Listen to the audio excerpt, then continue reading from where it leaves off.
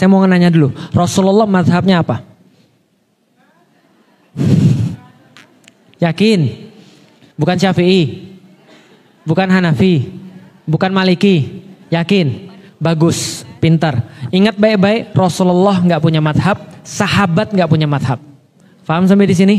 Berarti mazhab itu bukan syarat masuk surga. Jelas sampai di sini? Oke. Karena kalau mazhab itu syarat masuk surga, sahabat nggak masuk dong. Karena mazhab itu sebenarnya artinya adalah mazhab artinya jalan.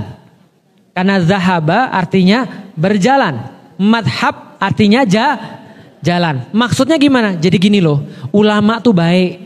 Ulama tuh baik. Ketika ulama tuh baik, dia tahu nggak semua orang bisa langsung ngambil dari Al-Quran dan As-Sunnah. Bahkan bukan hanya nggak semua orang bisa, sebagian besar orang Muslim nggak bisa langsung lihat Al-Quran ini hukumnya, lihat hadis ini hukumnya, nggak mungkin dan nggak bisa. Dan kalau ada yang kayak gitu biasanya ngawur. Bisa dipahami sampai di sini ya? Kenapa? Karena Quran itu tidak bisa langsung difahami, apalagi kita nggak ngerti apa-apa. Bahasa Arab cuma bisa percakapan. Lalu kemudian kita nggak ngerti balaghah, kita nggak ngerti nahwu shorof, kita nggak ngerti sejarah, kita nggak ngerti ilmu-ilmu bahasa dan segala macam. Tiba-tiba menafsir, jelas ngawur.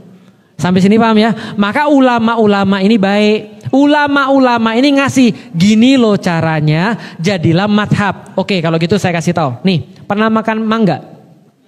Pernah makan mangga? Siapa yang pernah manjat pohon mangga? Oke, yang pernah manjat pohon mangga, dalam ilmu syariat, yang manjat pohon mangga namanya mujtahid. Mujtahid, orang yang ngambil di pohon mangga. Mujtahid ini ada yang langsung manjat, ada yang caranya langsung manjat untuk dia ngambil buahnya, ada yang langsung manjat, ada yang pakai alat. Siapa yang pakai alat? Nah, itu mujtahid yang lain lagi. Bisa dipahami ya? Yang ngambil buah mangga namanya bisa jadi dipanjat, bisa jadi dilempar pakai batu, bisa jadi pakai alat. Terserah, yang penting mangganya didapat. Mangganya namanya hukum atau dalil. Jelas sampai di sini? Dalil. Setelah diambil sama mujtahid, diambil mangganya, dipotong-potong, dikupas, dipotong, disajikan. Itu yang sudah disajikan, itu namanya hukum fikih. Tinggal Anda makan. Jelas ya? Jadi fikih adalah hasil daripada pengambilan mangga sampai disajikan di depan Anda. Namanya setelah jadi siap dimakan namanya fikih. Yang ngambil siapa namanya? Mujtahid. Keseluruhan proses pengambilan mangga itu namanya ijtihad. Ijtihad orang beda-beda. Nah, setelah kemudian dilakukan berkali-kali ijtihad ini sehingga membentuk satu pola, itulah namanya mazhab. Paham sampai di sini? Itulah namanya mazhab. Karena itu mazhab Imam Maliki berbeda dengan mazhab Imam Hanafi. Imam Maliki tinggalnya di Madinah. Maka dia melihat bagaimana orang-orang ahlul Madinah bekerja.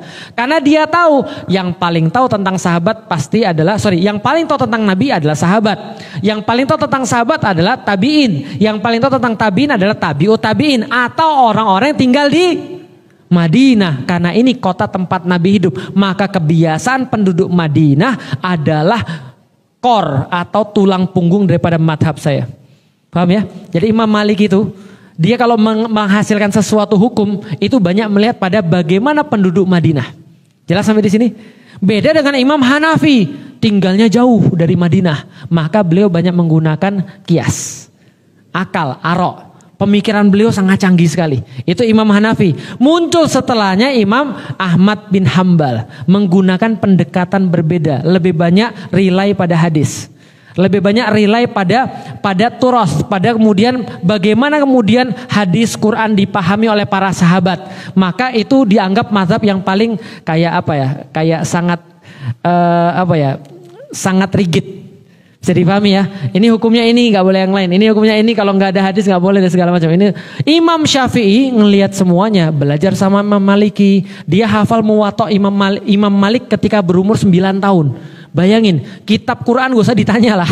Ini muwato'nya Imam Malik. Cara Imam Malik berijtihad, Imam Malik punya mazhab, dia sudah paham semua. Sebelum umur 9 tahun. Hafal semua. Belajar ke imam-imam yang lain dan seterusnya. Akhirnya beliau punya pola tersendiri yang sangat mudah bagi kebanyakan orang. Maka mazhab Imam Syafi'i menjadi mazhab yang sangat terkenal di seluruh dunia. Termasuk ke kita. Ciri-cirinya apa?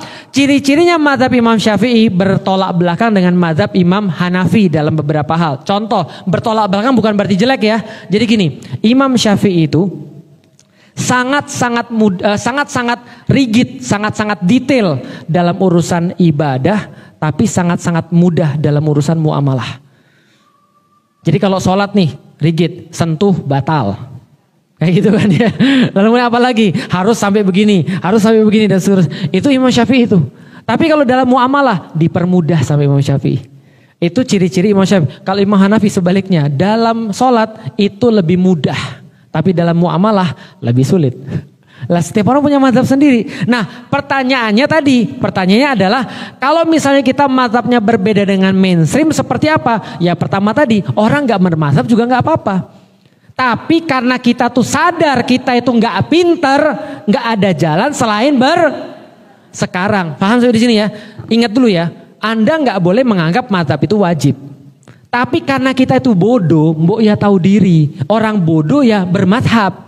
Kecuali kalau Anda sudah merasa sepintar Imam Syafi'i, bikinlah mazhab sendiri. Gitu kan ya. Tapi kalau belum, cara paling mudah bermazhab. Maka kalau Felix Shaw ditanya mazhabnya apa? Syafi'i. Lah kenapa? Karena saya bukan orang pintar, saya orang bodoh. Saya harus tanya.